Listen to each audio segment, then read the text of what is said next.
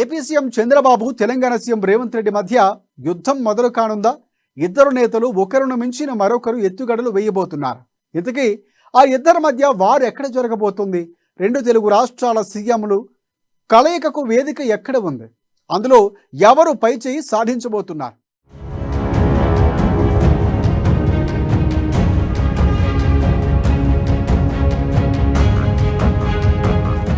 తెలుగు రాష్ట్రాల మధ్య సహృద్భావ వాతావరణం.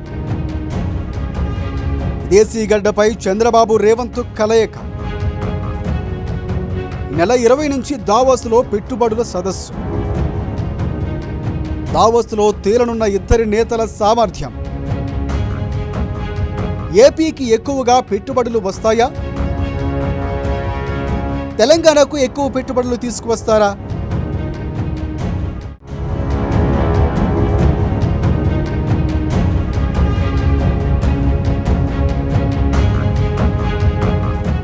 రెండు తెలుగు రాష్ట్రాల మధ్య సహృద్భావ వాతావరణం కొనసాగుతోంది.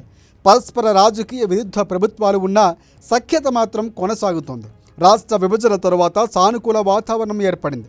గత 5 ఏళ్ల కిందట ఏపీలో జగన్, తెలంగాణలో కేసీఆర్ ప్రభుత్వాలు నడిచాయి. వారి మధ్య స్నేహం రాజకీయాల వరకే పరిమితమైంది. కానీ రాష్ట్రాల ప్రయోజనాలకు మాత్రం ఎంత మాత్రం ఉపయోగపడలేదన్న కామెంట్స్ ఉన్నాయి.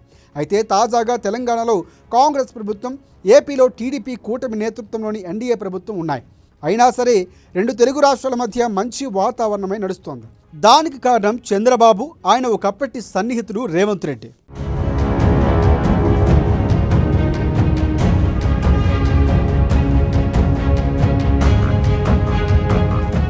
తెలుగు రాష్ట్రాల ముఖ్యమంత్రులు 2 సార్లు కలిసి మాట్లాడుకున్నారు. ఇప్పుడు మరోసారి విదేశీ గడ్డపై కలవబోతున్నారు. ప్రపంచ పెట్టుబడుల సదస్సులో ఎదురెదురు పడనున్నారు.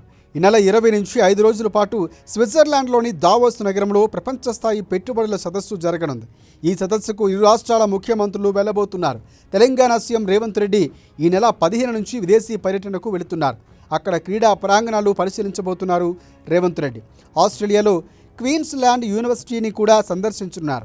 అక్కడి నుంచి అటు దావోస్ సదస్సుకు వెళ్తారు సీఎం.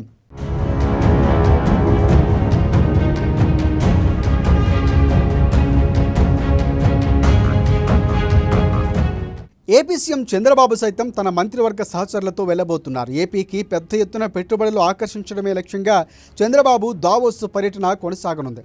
దీంతో ఇద్దరి నేతల సామర్థ్యం తేలిపోనుంది. ఏపీకి ఎక్కువగా పెట్టుబడులు వస్తాయా, తెలంగాణ తన్నుకుపోతుందా అన్నది ఇప్పుడు హాట్ టాపిక్ అవుతోంది.